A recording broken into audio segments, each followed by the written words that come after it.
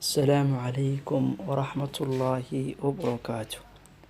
Meel kasta aad joogtaan aad iyo aad ayaan idiin salaamayaa.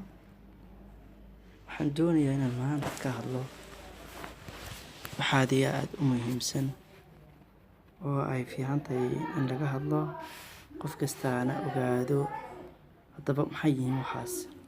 Waxay tahay qofkeena waxa ugu qiimaha badan ee ugu wanaagsan ee uu ogaado waxa ay tahay noloshiisa.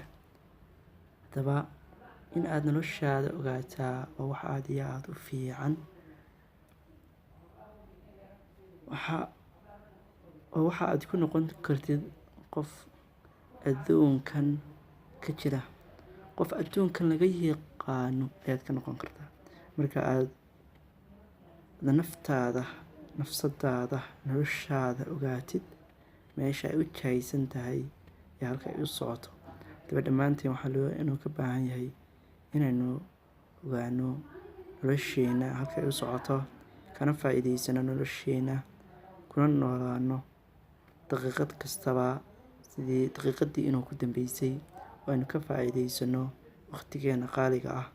Haddaba maxaa kuu ogolaanaya inaad ogaatid noloshaada halka ay u socoto? Waxaa aad iyo aad u fiican inaad isweydiiso kuma ayaa tahay, xaggee ka timi iyo xaggee u socotaa. Inaad isweydiiso ayaa aad iyo aad u fiican. Marka qof kasta waxaynu ka baahan yahay inuu saddexdan isweydiiyo. Maxay saddexdan yihiin? Kuma ayaa tahay, aduu qof ayaa tahay, dadka kale waad ka duwan tahay, waxaad leedahay xirfad gaar ah, waxaad leedahay damac iyo han gaar ah, waxaad leedahay hadaf gaar ah. Inaad intaaba ka warhaysid oo aad mar walba maskaxda ku haysid oo aad ka fikirtid sida aad u gaari lahayd. Xaggee ka timi? waxaad ka timi hooyada iyo aabbaha ayaa asal aad u tahay. Waxaa laga abuuray candhuuf.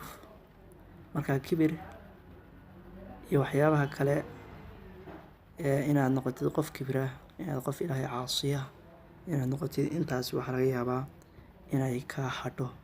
Xaggee u socotaa? Aakhira ayaad u socotaa. Inaad badsatid cibaadadana waa shayga ugu muhiimsan ee Ilaahay subxaanahu wa tacaala ina kala xisaabtami doono. Haddaba meel kasta aad joogtid waxaa inoo ka baahan yahay saddexdan inaan isweydiino kuna dhaqanno.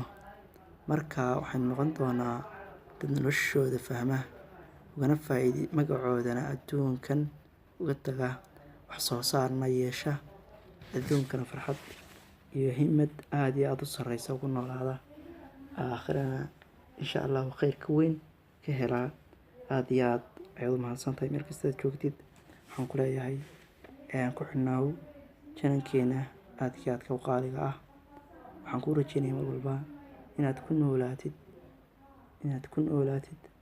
nolol aad iyo aad u sarreysa, qiimo leh, iyo guul aad iyo aad u sarreysa. aad iyo aad u mahadsantahay.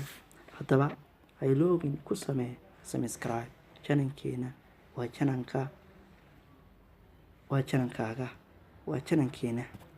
Haddaba ku samee subscribe, ha iloobin.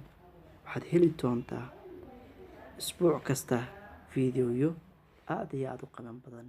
waad mahadsantahay.